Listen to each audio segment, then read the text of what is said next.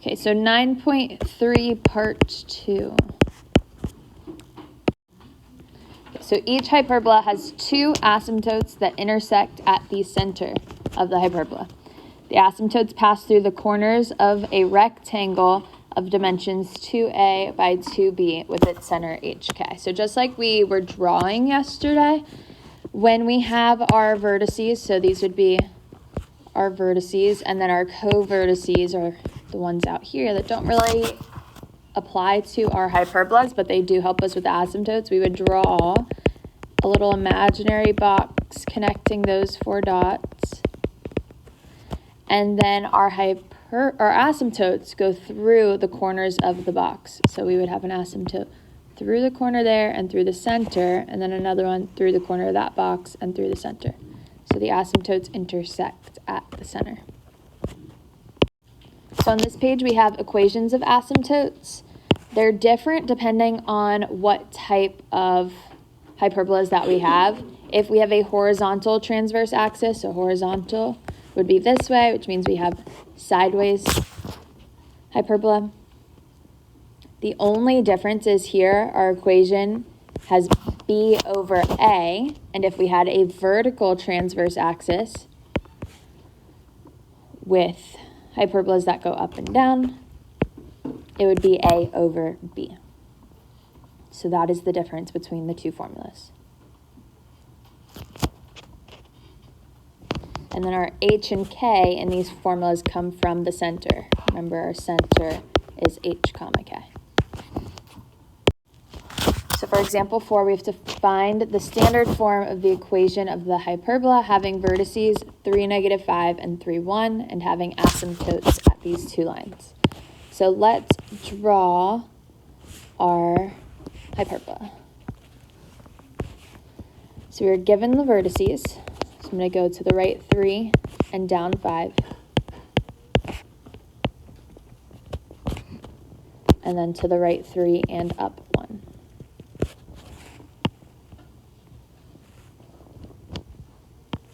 So given these two vertices, is my transverse axis going to be horizontal or vertical?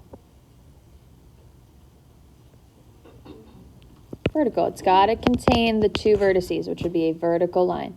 So if my transverse axis is vertical, what comes first in my standard form equation for my hyperbola? Y squared. So it'd be y minus k squared over a squared. Remember, a always comes first, doesn't matter if it's with the x or the y, minus, hyperbolas have minus in the middle, x minus h squared over b squared is equal to 1.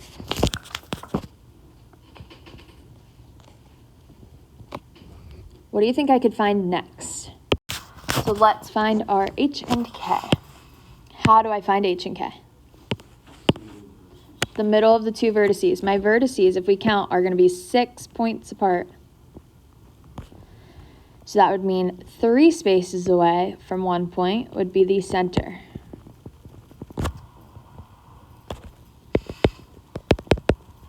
So my center would be what point?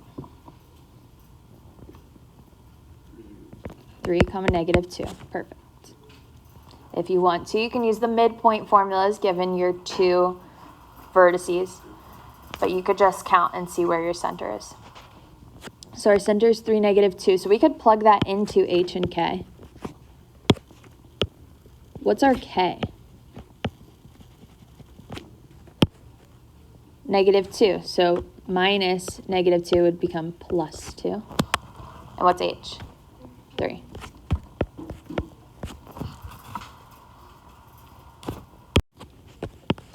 Typically, we would want to find A, B, and C next. Are any of these given to me? Can I find any one of these? I can find A. What is A?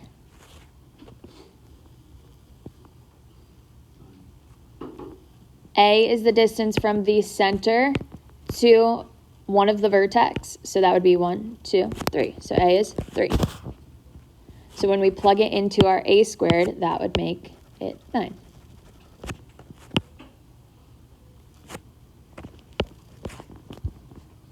Do I know what B is, or do I have covertices here?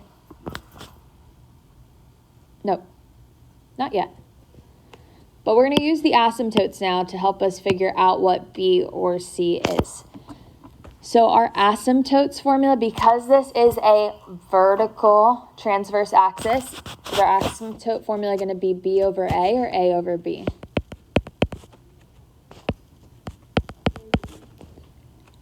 A over B, perfect. So A over B times X minus H.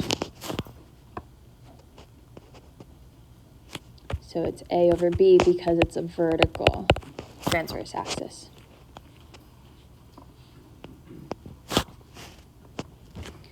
So looking at our formula, the purple formula on our page, our formula for our asymptotes, what would be my slope here? Just looking at this formula. A over B, what gets multiplied to X is our slope. This is the slope. Looking at the formulas given, what's our slope? 2 or negative 2. Let's just use this one. We know that our formula is plus or minus, so it's going to be 2. Our slope here in this formula is 2. So that tells us that A over B, our slope in this formula, is going to be equal to 2. Whatever our slope is going to be equal to 2. So A over B is 2. Do I know what either A or B is? A is 3. So let's plug in 3.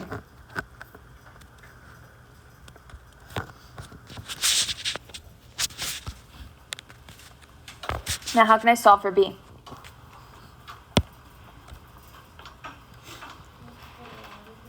We can multiply both sides by B. So 3 is equal to 2B and divide by 2. So B is equal to 3 over 2.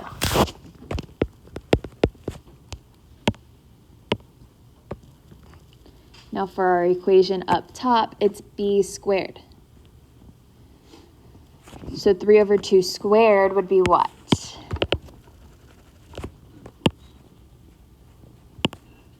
Awesome, 9 over 4.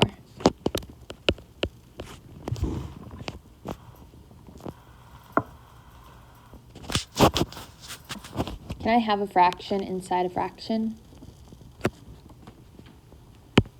No, so let's simplify this a little bit more. Yeah, the y part stays the same, the first part, so we have y plus 2 squared over 9. How can I simplify that second fraction there?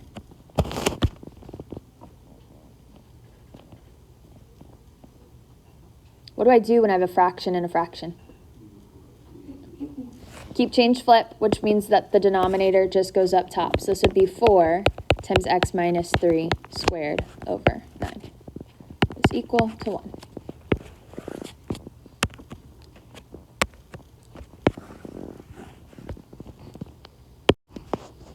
So this next page talks about the general equations of conics. Bless you.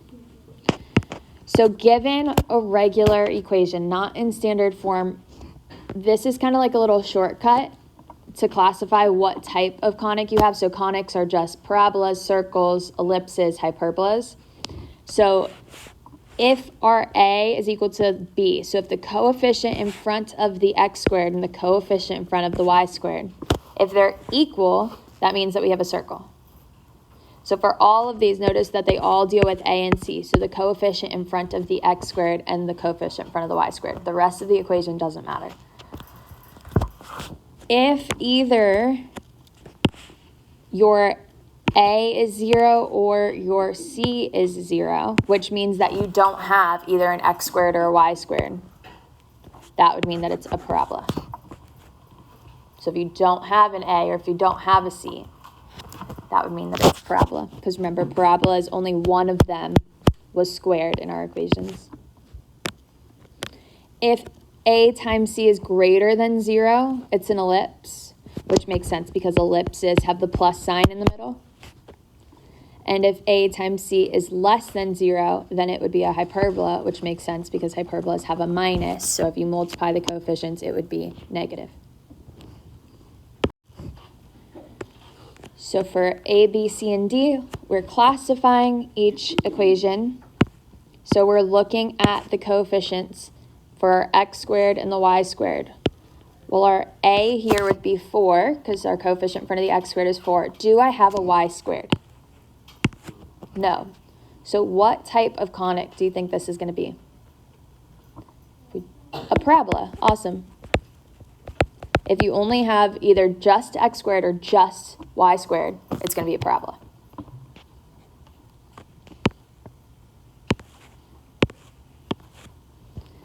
For B, my A is 4, and my C would be -1. So they're not equal. We have both of them. So if we multiply, 4 times -1 would be -4. What type of conic do we have here? Hyperbola. Because it's negative, remember hyperbolas have that minus sign in the middle. Because it's negative, it's a hyperbola.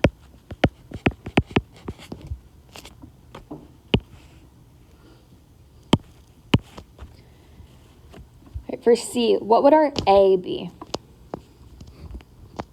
2. And what's our C? 4. So if we multiplied them, 2 times 4 would be 8. What does that tell us? What type of conic do we have? Ellipse. Because it's positive, it's an ellipse.